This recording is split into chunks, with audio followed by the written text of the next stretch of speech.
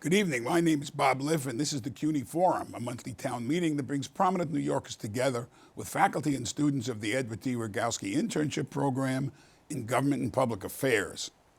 New York City proudly proclaims itself a city of immigrants, though you might not know it from the Sturm und Drang as we deal with tens of thousands of migrants who have arrived in recent months.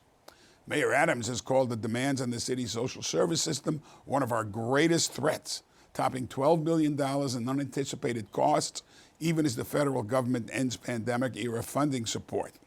The mayor and Governor Hochul, when they aren't sniping at each other, have led firm calls on the federal government for support. And we should all be pointing fingers at the governor of Texas, who has put migrants on buses to New York City and other immigrant-friendly cities in a cynical and cruel attempt to score cheap political points. The influx clearly exacerbates an existing housing crisis that has contributed to an explosion of homelessness. It's forcing city schools to quickly accommodate thousands of migrant children who do not speak English as a first language.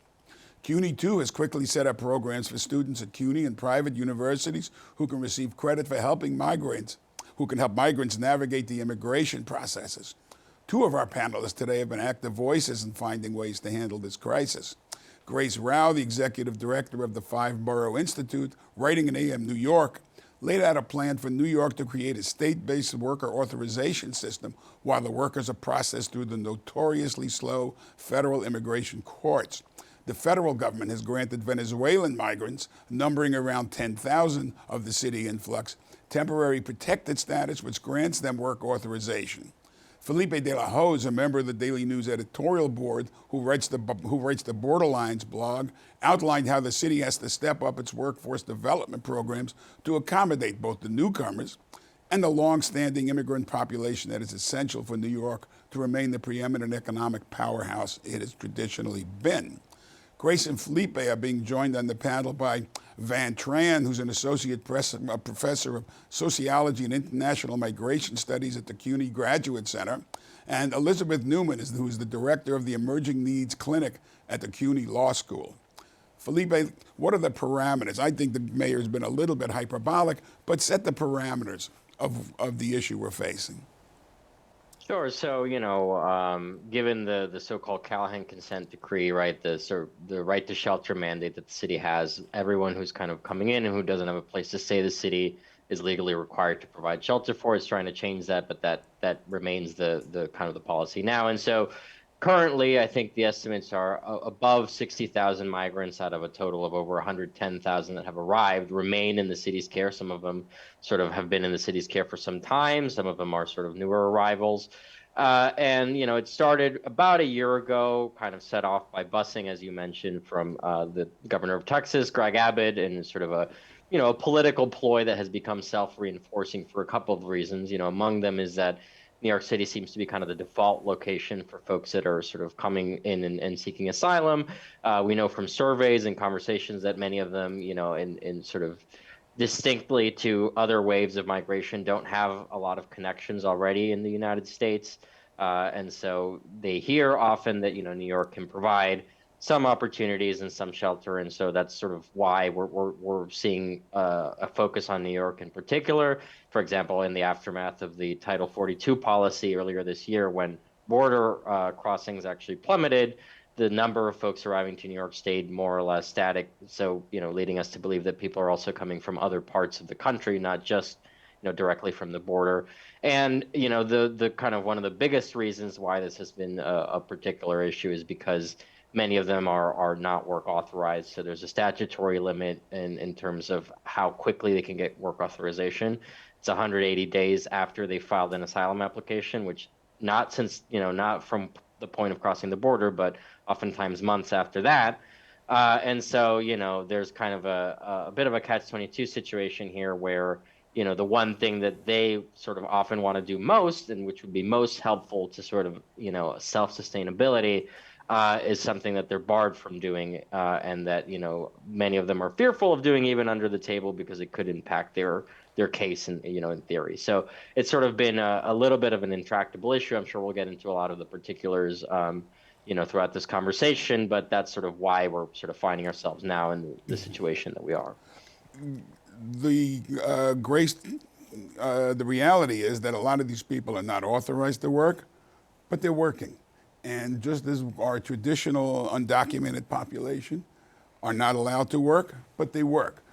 New York State has made accommodations, whether it's driver's license for undocumented immigrants, things to try to rationalize day-to-day life. And because the federal government has been unwilling or unable, depending on how you look at the congressional gridlock, to create a worker authorization, your piece talked about the state creating its own worker authorization program. Right. So basically, I, along with one of my board members at Five Borough, who also serves on the board of the New York Immigration Coalition, we teamed up and authored an op-ed putting on the table the idea of New York sort of going it alone, right? This really came from a place of great frustration. The situation that Felipe just outlined of you've got tens of thousands of migrants who are here. They want to be able to work. They want to be able to take care of themselves and their families. They're not permitted to do so lawfully. We had a year plus of the mayor, the governor, many other leaders across the city calling on the federal government and the Biden administration to expedite work authorization. And we weren't at the time seeing any meaningful action. And so against that backdrop of just sort of louder and louder calls and bigger press conferences, we said something's got to give here. We think New York State and city should team up and try and create a work authorization program.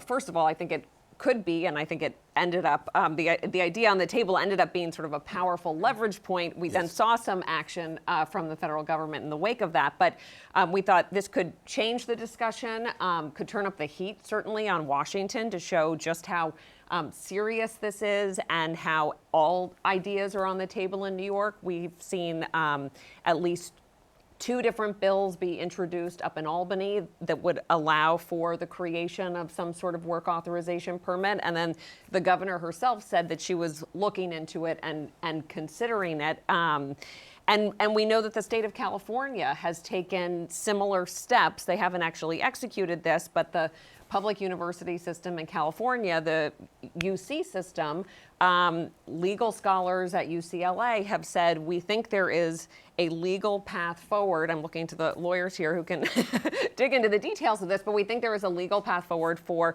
the state of California to hire undocumented immigrants lawfully within California to work for the state. So there certainly is not sort of a clear or obvious path forward. Legally, it would be murky territory, but we felt like something has to give here. We need to have new ideas on the table. And so we were certainly championing the concept of a New York-based work authorization program so that people could get to work quickly, and it would really be a boost to our economy, be a boost to these new New Yorkers who are here, and also relieve a lot of pressure on the city, which has been just shouldering so much in terms of housing and other services to help these folks get settled. Elizabeth, you're the lawyer on the panel. You heard what Gray said and what she's talking about now. Now the students at CUNY, some of the private universities, through the clinic and through other, they can get credit for learning and helping migrants try to deal with this Byzantine and tortuous, not necessarily sensible process. I mean, what's the experience? How many people you've been helping? I mean, give me a read on that. Well, we're coming a bit late in the game. We had our funding confirmed 2 weeks before classes started, so you can only imagine the scramble. But we've got a good cadre of students whose experience in the law school this year will be primarily working with the clinic. And so they're really taking on leadership roles to generate volunteers, to make connections with community organizations where that can be the feeder when we have events into the asylum seekers, basically, to bring them in. It's been kind of crazy. Initially, we're going to be set up working with at the Red Cross building, which is the hub for asylum work, but that has now become the use from the mayor's program has expanded, and that's no longer available. So we're working all of those details out. Things keep moving around. But we're doing, having space in the clinic. Actually, tonight is our soft launch. And we are teaming up. This is, for me, one of the exciting parts is to see who's coming together. So CUNY inside of itself and then CUNY with outside partners. But inside, we're teaming up with Citizenship Now, which has for decades been doing, huge numbers of citizenship applications. But have broken down the process so that many volunteers can get involved in the parts where you really need a lawyer. You have a lawyer involved and there's supervision. So we're kind of working with them to do the same with the asylum process because we need high volume. And while it's not ideal, we would love everyone to have full representation of an attorney, but with these numbers, it's just not possible. And as you were saying, the systems that are already in place in New York are completely overwhelmed. So we're going to try to do these models of having big events and taking care of as many people as we can. Van, you, I assume, look at this from a somewhat personal perspective. You are a refugee. You were a refugee from Vietnam. You came here when you were 19, and coming into refugee status doesn't have the roadblocks that some of the asylum seekers have. But I mean, you look at this. I mean, I know my grandparents who came in around 1900 would not be allowed in under the current rules. Give me a historical perspective. I mean, we've seen all the stories about the Darien Gap between Colombia and Panama, people crossing that river, and demands that the flow be stopped in Central America and in Mexico. Give me a historical perspective. Have we seen this show before? We have, but let me begin with a more personal sort of response and perspective. Please. When I think about the current crisis, I'm quite reminded of my own family's experience arriving 25 years ago. Now, we were refugees and therefore were entitled to all types of social services and certainly had legal status. By contrast, you're looking at a population with no legal rights at the moment in our midst. And I can only imagine how much harder it was. And again, all of the issues that Felipe laid out earlier, language issue, access to job, those were the two most important issues I faced when arriving. And New York City provided that opportunity for me to go to work. I worked at a hardware store on the Upper East Side while putting myself through college at Hostos Community College and Hunter College, a CUNY product basically. Brooklyn College, so I relate. And Brooklyn College, right? And CUNY Law right here on my left. And so, this is a CUNY story in some ways. But I think that my personal experiences really highlight the importance and significance of work in providing people with a chance toward upward mobility. Now, if I were to take a step back and thinking about the broader historical perspective, 100 years ago, right, we have millions of migrants arriving from Europe mostly. When they arrived in the 1900s and 1910s, there were also uproars of, these people were unassimilable into the American mainstream. They were culturally and racially inferior compared to the WASPy mainstream at the time. In retrospect, they all blended into the great American story. 1965 was a second landmark date because it opened up immigration from the rest of the world. It lifted exactly. the quotas. And now it's not just Europe, but Africa and Latin America and Asia. And that created, in so many ways, the New York City that we know today, with the different diverse ethnic communities you see across the 5 boroughs.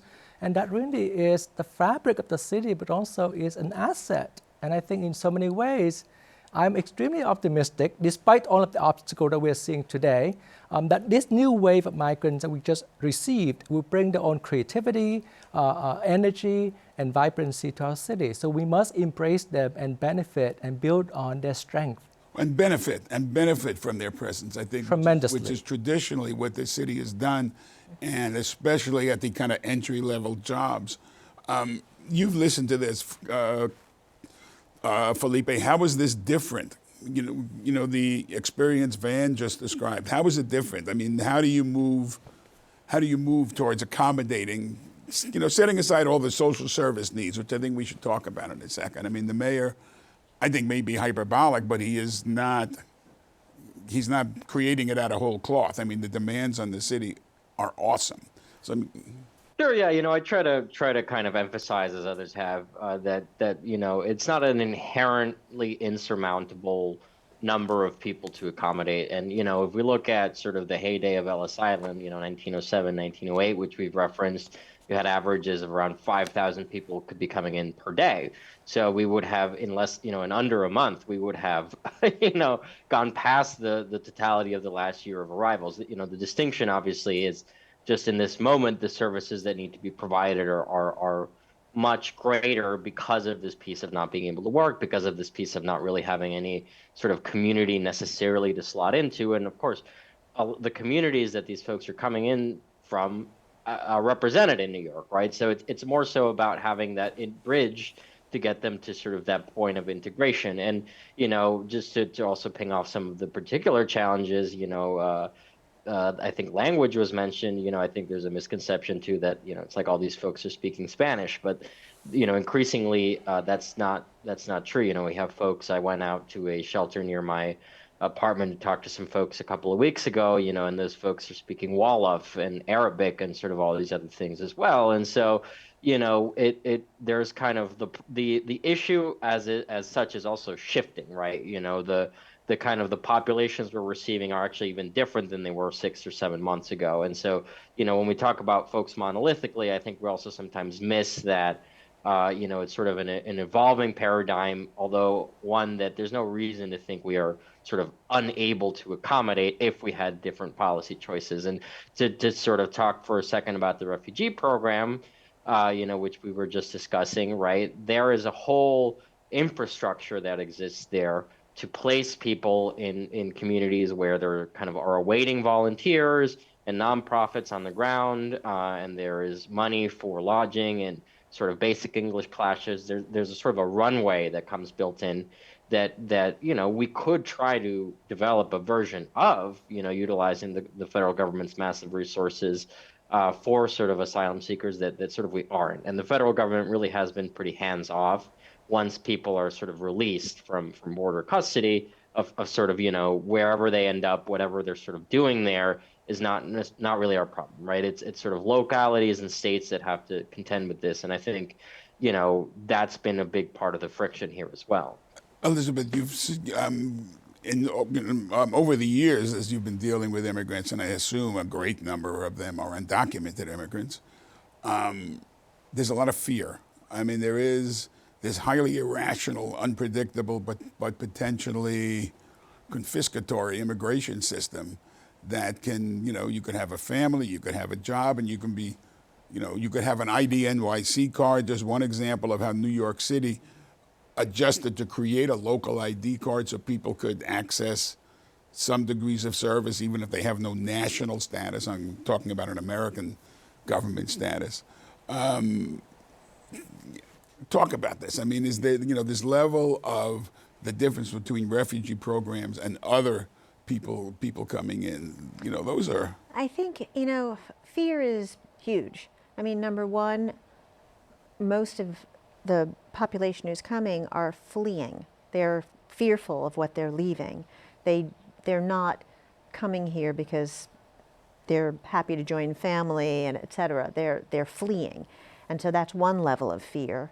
And then, immigration historically has been just a political ping pong ball. And so, with the former administration, it was horrible, and people were afraid once they got here, supposedly this place of refuge, because they could be picked up at any moment. And policies were put in place to make the process even more difficult. There was a time under the former administration where if you didn't literally write not applicable in every box, even if you had no kids and it was the page on kids, your application would be rejected. So little things like that to make the process as tedious as possible, and certainly the policies we had heard of separating children, et cetera. So now, it's like New York has an opportunity. We didn't invite this, but here we are. And who are we as a city? And what can we do to meet the moment? I think that's what we're facing. And And certainly there's challenges, and there were already challenges in the city before this one, but we have to come together and deal with it in some way. Grace, talking about New York City, it makes you think, of course, about the rest of the country. And certainly this is not a broad brush statement, but, there is less demonization of immigrants, when we're all foreigners. I represent the American Indian Law Alliance. Indigenous people think we're all, that, terrorism started in 1492. This demonization cripples an ability in Washington, and the exploitation of the demonization by people cripples the ability of Washington to come together on this issue, which is a federal issue. We're bearing the brunt, but it's a federal issue. It is, and I just want to seize on one point that you had made, which is I do think historically and overall New York has been very welcoming to immigrants and has seen the arrival of immigrants as a very positive part of New York's story.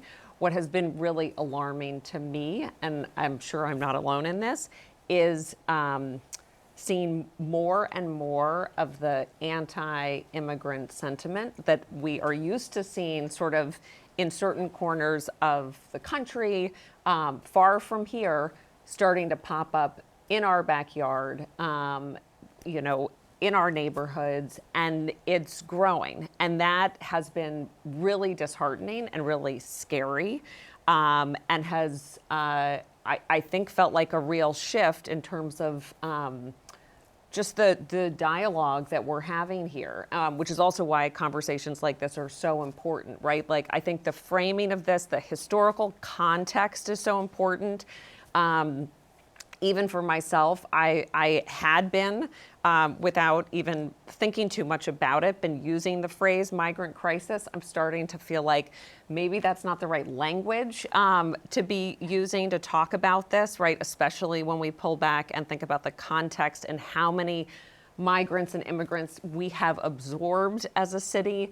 And we have, lived and grown, and our economy depends upon it. I mean, some of the other context that's so important to keep in mind is just the population loss that New York City has experienced over the last few years, of folks who are hundreds of thousands of people who have left the city. We've seen public school enrollment decline quite dramatically, I believe, by over 100,000 students. So we've had, 100,000 plus students who have left, and about 20,000 migrant students who have enrolled in the public school system. So I think it's really important that we contextualize this, and we try and turn down the temperature as much as possible here at home, and lean into the opportunity piece of this, and the positive role that immigrants have played in the city.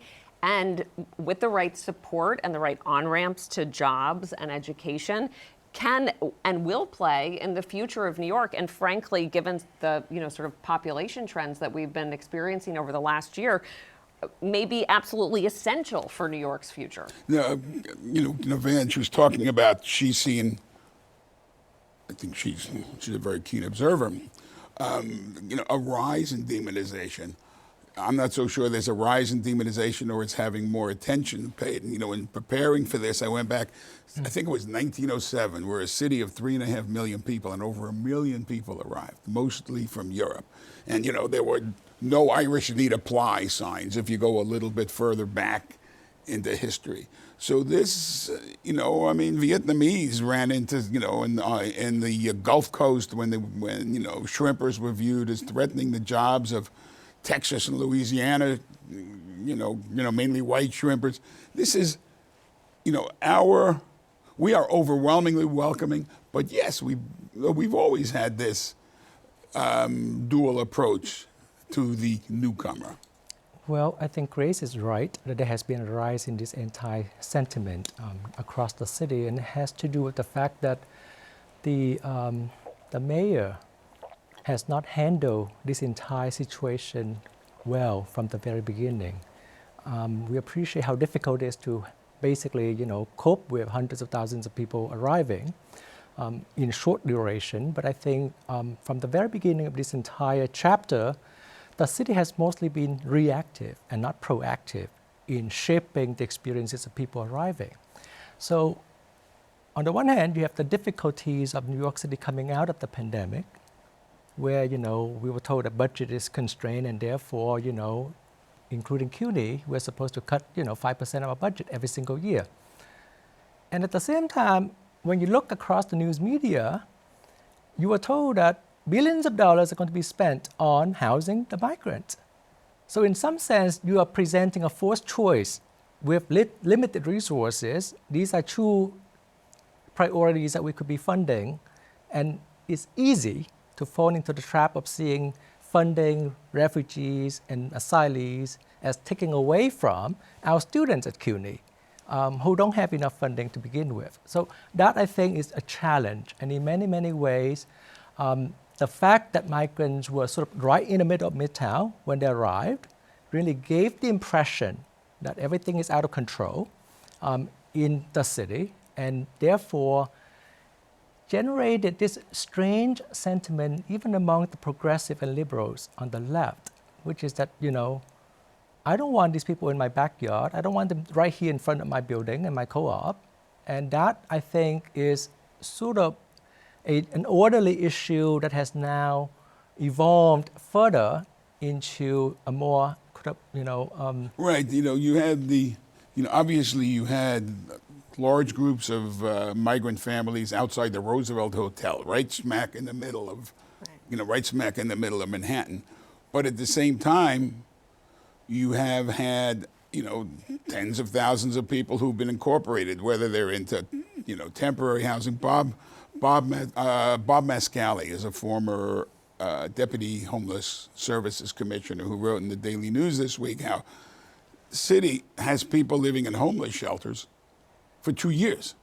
You should move those families out into vacant apartments you have in nature, open up that, look for this. And, I want to ask you this, Felipe. I actually think the city has done a far more creditable job than the mayor has been able to express. Now, I don't know if the mayor thinks that he has to raise the temperature to put pressure on Washington, but I agree with Van that the mayor has not been trumpeting what the city has done. I mean, you look at this, the city's done, I think, a reasonable job. I think that the mayor has to some extent fallen into a similar rhetorical trap as with his sort of conversations about crime in the last sort of couple of years, where, one minute it's, we're the safest big city in America, which is true, right? And sort of all these types of things. And then you sort of turning around in the same day or the same week saying, it's like the crow out there, we need all these additional tools. And I think something similar has happened, I think, with this topic where, if you look at the mayor's sort of public pronouncements, he's often, sort of trying to put pressure on the federal government by saying this will, be such a horrible thing for the city and it's going to destroy the city, and then sort of similarly at the same time saying we're a city of immigrants, and so I think that his tendency to speak off the cuff has kind of led to that. There was a moment actually a few months ago that didn't get a lot of note, but for me really stuck out when he was talking about every mayor has had their crisis, right? And so Bloomberg had 9/11. And de Blasio had COVID, and I have the migrant crisis. And that really stood out to me in terms of kind of illustrating his thinking, because, the 9/11 and COVID killed, 4,000 people off the bat and a bunch more later, and then 20,000 dead from COVID. And this isn't anything like that, right? This is a very, very different type of situation. I think he feels a little bit set upon by both the situation and the criticism he's received, and it has been making him, kind of like communicate poorly. Yeah, I would definitely agree with that. There's, I don't know who, maybe Grace, you jump in on this since you're the ex-reporter in the group along with me. This issue of the migrants comes against a broader immigration issue, comes against a housing shortage where we've created, a million jobs in this state. In the last 10 years, we're only 400,000 housing units. I mean, at some point, arithmetic comes into play. It's a jobs issue. It's a mental health issue. housing issue, it's a jobs issue, and it's an immigration issue, a lot of which is beyond our control. I mean, So, yes, so we don't have full control over all of those different issues in New York, but sort of briefly putting my old political reporter hat back on, I think from a sort of political standpoint, moments of crisis or challenging moments can be a real opportunity for mayors to step up and also advance their agenda on all those other fronts, right? You have the full focus of the city around this issue, and you can, from the bully pulpit at City Hall say, okay, here's what we're dealing with in terms of, receiving 10,000 plus migrants a month. Here's why our housing agenda is so essential and needs to get through the city council and Albany. Here's why, our mental health expansion plan needs to advance. And everything can be tied up to this, right? It's going to benefit all New Yorkers. It will help get these new New Yorkers more quickly into the workforce and education. Never waste a good crisis. Right, never waste a good crisis. Right. And so, if you talk to from a purely political standpoint, this can be a way to sort of solidify your legacy, to advance all these other priorities that are part of your agenda. If you start to view this as an opportunity, so, crassly from a political standpoint for the mayor and his team, and then more broadly, it's really an opportunity for New York to advance on all these fronts, right? You have the attention of the entire public, and you go out and make the case for why there needs to be meaningful progress on all these issues to help make sure, New York can emerge from this sort of stronger than ever. Yeah, and I think I would say that from what I've seen at CUNY, we're doing that. Mm-hmm. And so this emerging needs clinic that we're starting is recognizing that as New York City's only public interest law school, this feels like a right relationship with the city. We're training the leaders who are going to be fixing the crises that will come next. And so the scaffolding for the clinic is how to do triage, what do you prioritize, who is the community, who are your partners, et cetera, regardless of the crisis. And this is the crisis we're starting with. So obviously, substantively, we're talking about asylum and immigration, et cetera. But we'll have something in place. And now we have partnerships. We're working with John Jay, their program for language certification. So we have interpreters. We're working with Silverman, the School of Social Work, because obviously there's many dimensions to the needs of the people coming in, and many have gone through just serious trauma and need supports. We're working with the School of Social Work and the med school to look at maybe some kind of a public health response within the city system as well. So we're mobilizing in a way that will be in place afterwards. Let me just to stay with you. To what degree are the legal restrictions because of federal policies that kind of drive a lot of the legalities? I mean, are we fighting with one hand behind our back, tied, with our hands tied behind our back? Well, I mean, I think with the type of response the city, if there weren't clashes, would want to have, yes, is impeded by restrictions, and the biggest one being not allowing people to work, which is such a normalizing thing. When you come to a city, you want to be housed, and you want to work and start getting your place in the community and feeding your family, et cetera. So that's a very difficult piece, and I'm really glad to hear the creative ways that the city and state are trying to address that. And I think perhaps so yes, I mean, I think it's a ridiculous, unnecessary regulation to prevent people from working for 6 months. Right. Van, you were, I mean, part of this question is based on the fact, are we simply overwhelmed? This is, again, it is not as unprecedented as I believe the mayor is arguing, but it is a pretty dramatic influx of lots of people in a very short period of time. Again, historically, you come in through Ellis Island, you can get off the boat and go to work. and registered to vote as a Democrat, if I remember how the Democratic Party organization worked then. That's not the case. That's not, it's like you're in this limbo. I mean, there were kids, DACA kids, Dreamer kids, who came here when they were 2 and 3 years old, know no other home but here, and they're in limbo. It's frankly pretty cruel if you ask, So, I mean, historically, are we overwhelmed? So we were overwhelmed last year when the migrant flow began. We are no longer overwhelmed because we have had a year to think about and to adapt and adopt new strategies to cope with this crisis. That, I think, is the failing of the current situation. Historically, I would just say that the idea of people coming in with documentation, the way we think about legal status today, did not exist. And we also did not have right to shelter, which also is a big piece of this entire crisis. And right? in fact, you have moves, the city is moving to amend the right to shelter so that there's a shorter period of time in which we, meaning, as a city are obligated, and as a state, are obligated to house people.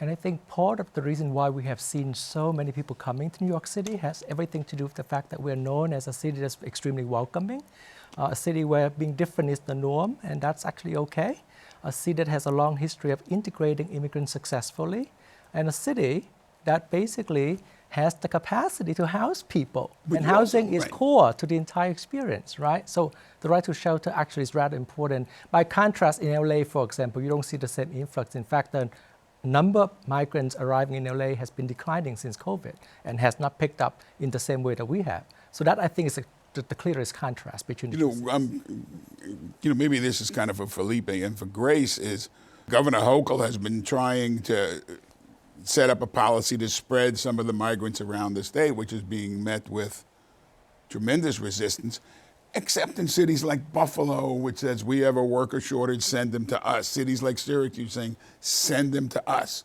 Obviously undocumented immigrants, whether they're migrants or people who have been here a long time, are the mainstay of the economy. I mean, Florida is way behind the 8 ball now because in the hospitality industry, in the agricultural industry, they're saying they're trying to kick all these people out, and you can't pick the crops, you can't run the hotels.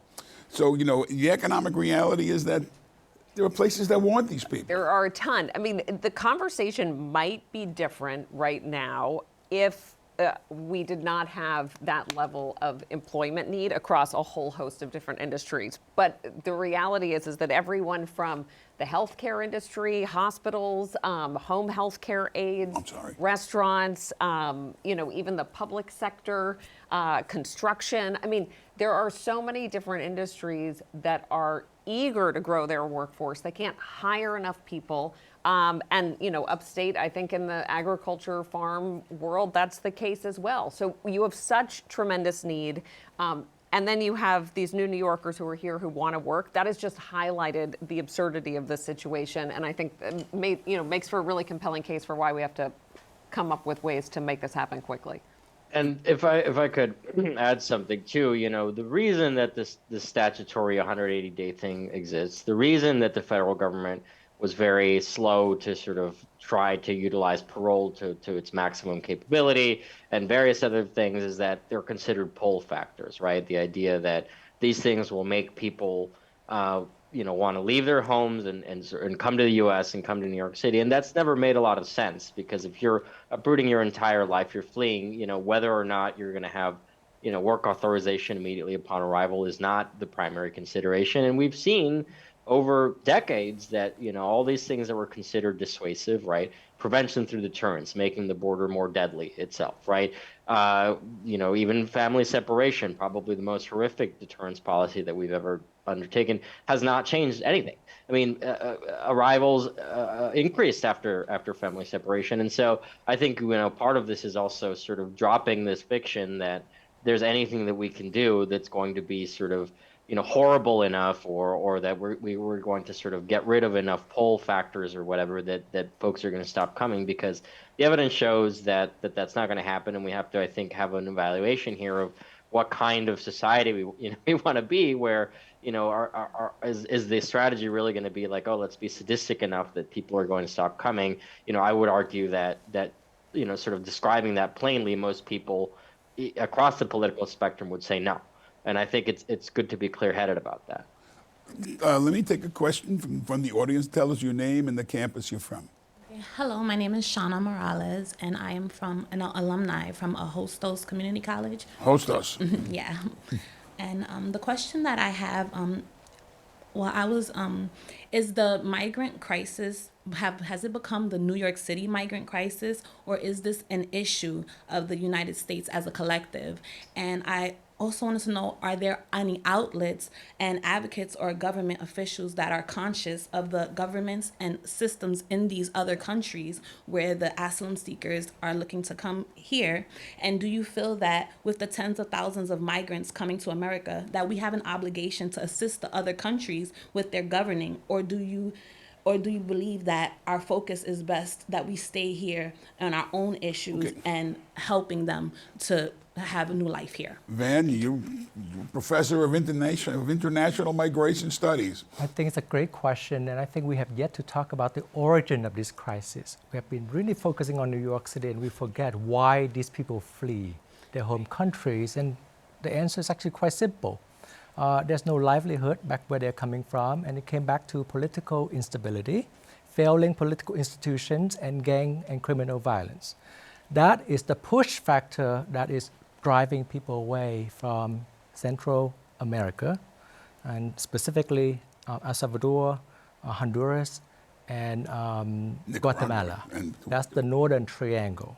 In addition to that, we have the tremendous outflux from Venezuela. Millions and millions of people have been basically fleeing. So coming back to what Felipe said earlier, people have no choice. There's no turning back. This is the only way. So regardless of the barriers that they might perceive or they might know exist ahead of them, there's no livelihood, and therefore they're coming. And I think we need to think very seriously and very carefully about economic development and political stability. Those are two key elements in the home country that can solve the long-term sort of, a crisis that we're going to be seeing right now. The second part of this, I think, has to do with the asylum system and has basically been broken. It has been broken for a long, long time now. We have 800,000 cases of asylum seekers waiting to be adjudicated. And last year, we processed 26,000 cases. Just do the math. We're looking at 30 years ahead of us to process the current 800,000 cases, leaving aside the new asylum cases.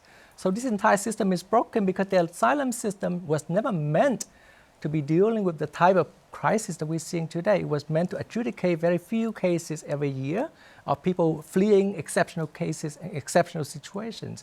But right now, we need a better system, and parole might be one option, TPS might be another one, and that I think is where we have to go. Looking back at the asylum seeking infrastructure for the future is actually a misguided attempt. It's also the case, though, that these migrants who are being championed by a lot of the, for want of a better term, the immigration infrastructure in a place like New York City. I've talked to people in communities who are saying, in immigrant communities, thinking that the migrants are getting a better deal than I've had to put up with. There's a divide and conquer mentality that, frankly, critics of immigration would love to exploit. And maybe that's a combination of human nature and political exploitation. I don't know. Felipe, you may have seen that the broader undocumented community, their concerns have been muted as we focus on the migrants. Sure. I mean, I've definitely heard that as well. I hear people saying, like, especially the eye-popping figures, right? 12 billion over 3 fiscal years. And as Van was mentioning, right, the kind of the parallel that then gets drawn with, we're going to cut these other services is a very real thing that people perceive, and they perceive that, all these folks are getting a better shake. I think, to sort of answer the question that was asked as well, kind of within that, I actually, I do agree that there's no real reason that this should be a New York City responsibility. And, the editorial board has written, and I've written that, in the Daily ultimately, News, right?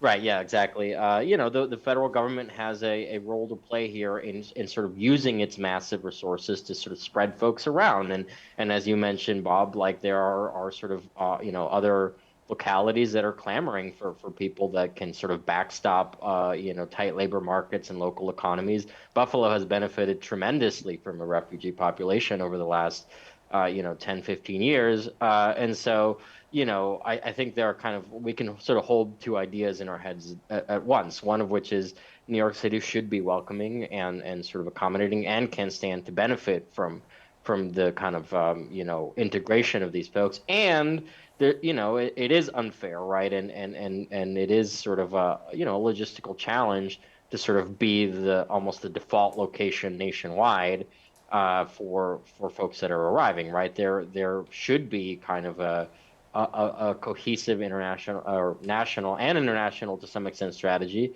but the way to achieve that isn't kind of leaving people out to the wolves, right? And I think sometimes folks are like, well, let's not shelter them.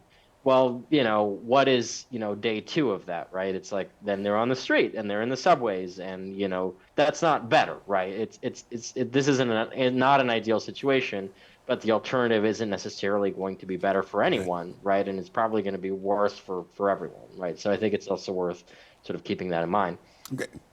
Quick. Yeah, I wanted to quickly quickly. respond to something that Van had said and add that I think the questioner was right on, that I think if we were to go back and look at U.S. foreign policy in many of the countries that now have refugees fleeing from them, we would see that these are the fruits of our bad policies many, many, many decades ago that are now coming. And in addition, I want to say the use of, it's such a difficult issue, but doing something like parole, yes, it helps in the immediate, but then we can have a situation like the DACA folks who might be here years, decades, have families, and have no access Resolution. to having having this be firm ground. Yes, ma'am. Tell us your name and your campus, please. My name is Immigrant. I'm from Anta, and I would like to praise all the effort that the mayor and the city had done for all the refugees. But my question is, what is the final decision that the city takes regarding to the high demography refugees that's coming in New York City? I'm not quite sure I understood. What is the? What kind of policies that the mayor takes according to? Well, I mean, the mayor is dealing to with reduce this Yeah. what he views as this kind of onslaught. And is there some magic bullet? Is there some policy? Is there one thing that the city could do? I mean, or is it all these little things that the city could do in order to get around the fact that this is a federal jurisdictional issue? I don't know that you mean in terms of discouraging migrants from coming here? Is that the question? I don't know. I mean, I Yeah. once I talked to one person who thought we should have seized the buses and then forced Texas to sue to get the buses back, which was interesting. But is there, I mean, are we just sticking our finger in the dike? Well, I think I don't know that there's certainly not in my mind some like silver bullet policy. If the question is like, is there some policy we can do to stop people from coming here? The answer is no. And then I think efforts to do that really become quite complicated and can backfire against New York in an unflattering way. So I'm thinking of things like the city's effort to actively sort of distribute information at the border to discourage people from coming here. So you have this sort of bizarre dynamic where the mayor and City Hall, the mayor is supposed to be sort of the booster of New York. Like on the one hand, we're telling people from around the country, not people who are arriving at the border, but many other people, you do want to come here, you want to start a business here, you want to go to school here, this is where you can launch your career and live your dreams. So we're saying that to one group of people, and then we're passing out or attempting to pass out sort of materials at the border that say, don't come to New York. There are no resources here. The city is incredibly expensive. And so you just get really knotted up very, very quickly in terms of, what is the narrative for New York? It's a much cleaner one to say we are a city that can handle new arrivals. We have the capacity to do this. We've done it historically. We need more help from the federal government. Like, that is perfectly fine to be part of the narrative. And that we think other cities should be part of the solution as well. But yeah. We have about 5 minutes left. Let me take one more question. Hi, please. I'm Brianna. I go to Baruch College. My question is, so we're young professionals. We go to CUNY schools. We're about to be in the workforce in New York. So how would you suggest that we help the migrants, and what does our place look like as for the future of New York City? Not only on legal issues, but on, simple, humane, social issues. I mean, who wants to, tackle it? I mean, you're doing it precisely with law students. Yes, and I'll go further that to the extent that anybody in this audience or our viewers want to get involved, there are trainings. Even when we're doing legal work, we need volunteers to say, good morning, go to this room, just to help with different parts of the process. And you can look up Citizenship Now. They're managing our influx of volunteers and making sure that people are getting trained before they show up at our events. And I don't know your area of study, but perhaps it's something within your department, like I was mentioning before, for the School of Social Work, they're going to get involved in the way that they know best, and the medical school, et cetera. So I'm not sure if there's a place that you can think of within your own school. And we have kind of like a club, I guess you can say, an organization. Perhaps we can get in contact with the website and be some new volunteers there. Well, there's always room for help, and frankly, it's, we're all in this together, and all means those of us who are born here and those of us who arrived for breakfast. We've had this discussion. We got about 3.5 minutes left, and I'm notoriously bad about meeting deadline. How do we play this out now? I mean, tell me, will the state, if the state creates a work infrastructure, is there a path forward that seems politically and practically feasible? On the state creating a work authorization? On all of this? On the kind of global on macro? way? Yes, there is a path forward. I think it will take everyone working together, bringing their skill set forward to help and be part of the solution. I think that can mean just people in their everyday conversations with New Yorkers trying to frame this as an opportunity for the city.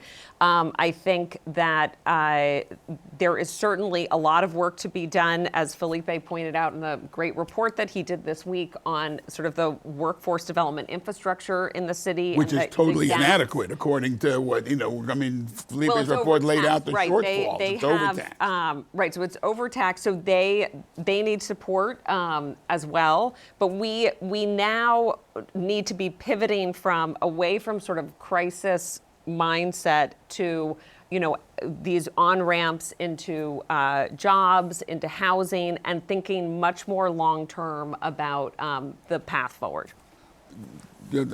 They are here, and they are here with us. So we just have to really look forward and ask ourselves, how can we help them integrate into our local communities? How can we make sure that the students in our public schools are given the support that they need, including language training, as well as academic support? And how can we ensure that next generation will be given the opportunity to thrive and to succeed, just like many generations ahead of us have succeeded in making their lives in New York City? So I think it's no longer us versus them. They are us. And once we shifted our mentality to the us, this collective us, then we have to ask ourselves, are we doing everything we can to help them? And the reality is they are working already, regardless of the fact that they are not allowed to work. And therefore, it's only fair that we help them work and earn the wages that they deserve instead of being exploited under the table precisely because of the lack of work status. If you go to Brooklyn, 65th Street, the entire length men, single men, were basically waiting to be picked up every morning by some random contractors for a day labor type of pay. And they're already looking for work. So I think we just make it easy for everyone to do what they need to do to survive. Felipe, we have a minute left. I mean, in an ideal world, how does this play itself out? Well, I mean, one word none of us have said so far in this conversation is Congress, and that's because nobody expects them to do anything. They can't even keep the Right. government, running. But I mean, at the end of the day, I mean, it is their job to contend with these types of things, and the kind of immigration legal framework, as we've pointed out, is a half century old, more than that, right? The basics of it, and so this is unsustainable in the long term without a fundamental reimagining of what it means to kind of like have an immigration policy of the 21st century. And so, let's not let them off the hook here just because they're so incompetent that nobody even expects anything, right? Like we really need to have something here that will sort of bring these policies, into the century. Well, we have 10 seconds left. I actually am going to meet my deadline. I want to thank everybody for this discussion. This is, I think, Van, you're right. They are us, we are them. We're in this together. We're New Yorkers. We've been through this before, something comparable. We'll get through this. We'll help them. They help us. Thank you. We'll see you next time on CUNY Forum.